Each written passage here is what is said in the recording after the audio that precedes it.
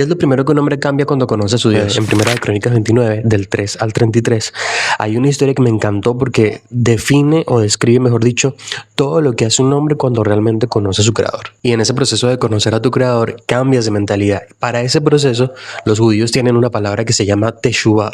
Y teshuvah es un cambio de mentalidad. Es como un arrepentimiento genuino de corazón, es como un regreso al punto donde deberías estar. De hecho, por aquí hay un video donde explico un poco más esta palabra. Pero ahora sí, volviendo a lo que dice Segunda de Crónicas 29, este rey que llega al poder empieza a reconfigurar y a reestructurar todo el templo de Israel.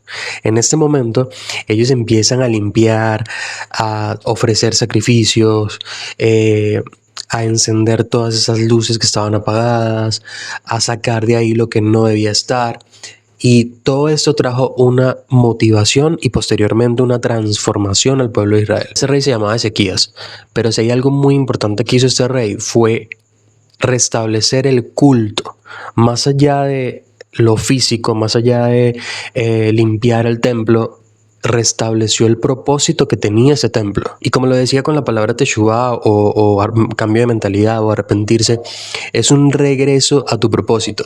Y es en este sentido que el rey Ezequías motiva a todo el pueblo, y de hecho el mismo Dios está detrás de todo esto para influir también en ese pueblo, en los corazones de toda esta gente, y poder cambiar la situación que estaban viviendo en ese momento. Anteriormente estaban adorando muchísimos otros dioses, pero ahora restablecieron el culto porque un hombre decidió hacer lo correcto, porque un hombre decidió volver a su propósito. Pero entonces, ¿qué es lo primero que hace un hombre cuando empieza a cambiar de mentalidad, cuando vuelve otra vez a su propósito? Aquí es donde vamos a entender qué es lo que va cambiando un hombre cuando empieza a entender quién es su creador. Y es precisamente un hombre que entiende cuando se está gestando este proceso de transformación, este cambio de mentalidad, que comienza a relacionarse diferente, a perdonar, elige cosas diferentes, decide diferente. Y sobre todo empieza a soltar cosas que durante mucho tiempo lo han tenido botado. Y hay varias cosas que hace un hombre cuando empieza a conocer a su creador. Y una de ellas me llama la atención, que el rey Ezequías se determinó, es decir, decidió hacer las cosas. Aquí hay algo importante y es la determinación. Si no hay una determinación, cuando empiezas a conocer a tu Dios, probablemente ese cambio de mentalidad no sea tan genuino. Probablemente ese cambio de mentalidad sea como lo citó Jesús en su momento, hay una semilla que cayó en pedregales o una semilla que cayó entre espinos. Cuando ese cambio es genuino, hay una disposición. Este rey se determinó a hacer un cambio dentro del templo y restableció todo cuando empezó a conocer a su creador. Es decir, un hombre con determinación decide trabajar en aquello a lo que Dios lo ha llamado, trabajar en aquello que Dios le ha señalado que debe corregir y trabajar en eso que siempre va a ser en beneficio de su familia, el cuidado de los suyos y todo lo que tenga que ver con producir frutos. Es un hombre que se determina a cultivar, es un hombre que se determina a tener una relación tan íntima con el Espíritu Santo que procura eso, una intimidad para poder producir frutos. Hay otra cosa que un hombre hace cuando conoce a su creador y es relacionarse de una manera diferente. En entornos hostiles, fracturados o confusos, el hombre que conoce a su creador ofrece una perspectiva distinta, brinda una perspectiva distinta a la situación o al entorno en donde está, porque contigo ven empatía, resolución, claridad y coherencia. Fíjate en un momento como este, hay siempre microduelos que ni siquiera uno nota. Uno no sabe que está dolido por algo, por alguna situación familiar, por un trabajo, etcétera, cualquier cosa, por relaciones. Pero hay microduelos que uno no reconoce como duelo, uno no reconoce que los está padeciendo, pero están ahí presentes. Y resulta que cuando un hombre conoce a su creador, trae consuelos a esos duelos que no sabemos que están ahí. Básicamente eres una ventana para que otros puedan entender su situación desde una perspectiva diferente. Y un hombre que conoce a su creador va a mover a las personas hacia el lugar correcto. Otra cosa, un hombre que conoce a su creador es radical con todo lo que lo lleve a errar. Es decir, un hombre que sabe cuáles son esos sutiles venenos que te van haciendo caer en diferentes situaciones. Un hombre que conoce a su creador sabe cortar de raíces. Empezó a hacer lo que Pablo le recomendó a Timoteo una vez: huye de pasiones que te hagan caer. Y es precisamente eso lo que hace un hombre cuando llega, cuando regresa, cuando cambia de mentalidad, cuando vuelve a su propósito.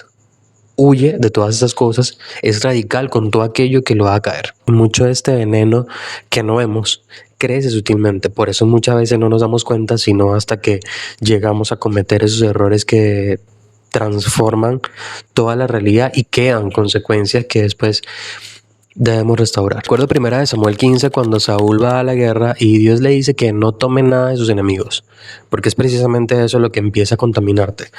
Cuando estás en entornos equivocados, cuando estás cerca de cosas que te van a hacer caer, siempre no tomes nada de ahí.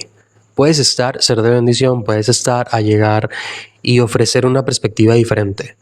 Puedes estar y cambiar las cosas simplemente con aportar algo distinto, pero no tomar de eso. Ya ahí eso es lo que cambia la situación. Y Saúl hizo todo lo contrario a lo que le mandó Dios. Y a fin de cuentas, Saúl lo que hizo fue darle concesiones al miedo, concesiones a la frustración, concesiones a su propia necesidad de tomar decisiones que vayan en contra de lo que iba a hacer. Es decir, hay un propósito y voy a tomar una decisión diferente a todo lo que me lleve a ese propósito.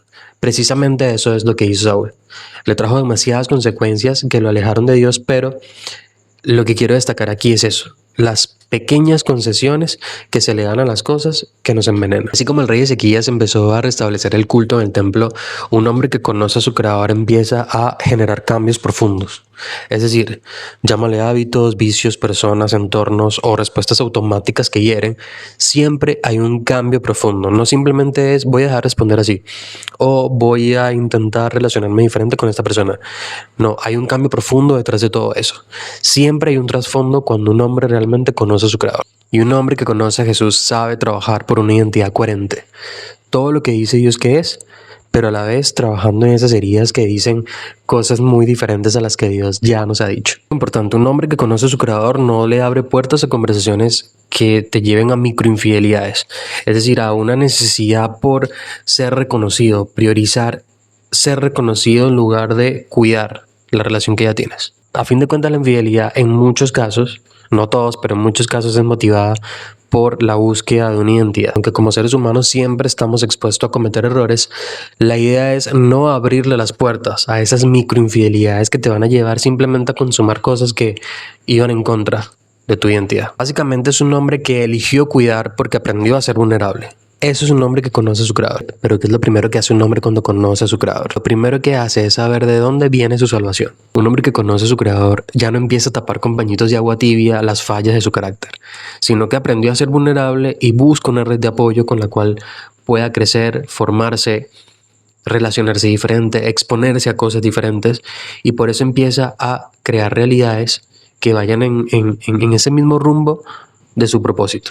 Porque cuando cambiamos de mentalidad preferimos negarnos a nosotros mismos que negar a nuestro creador. Y este concepto de negarnos a nosotros mismos es ir en contra de todo aquello que nos haga tomar la iniciativa de controlar nuestra propia vida, soltar el ego y la necesidad de creernos dioses. Es empezar a crear realidades profundas y llenas de propósito. Y pasa algo importante, un hombre que conoce a su creador sabe que los cambios se verán durante el tiempo. Porque puede pasar que tomemos decisiones que vayan abonando el camino a ser ese hombre que queremos ser.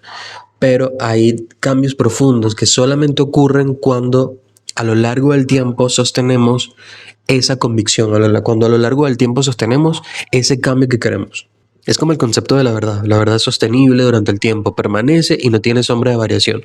Asimismo pasa con los cambios profundos. Son transformaciones que nos van llevando a ser ese hombre que llegó a conocer a su creador, cambió de perspectiva y ahora tiene una dinámica diferente para su vida. Pero no solo por un año, 6 meses, sino que el mismo Espíritu Santo es el que nos ayuda a sostener eso durante el tiempo. Por eso Dios dice que Él pone el querer y el hacer. Porque muchas veces si fuese por nuestra propia motivación, no llegaríamos a sostener un estilo de vida lleno de convicciones y con cambios profundos como los que espera Dios cuando llegamos a Él.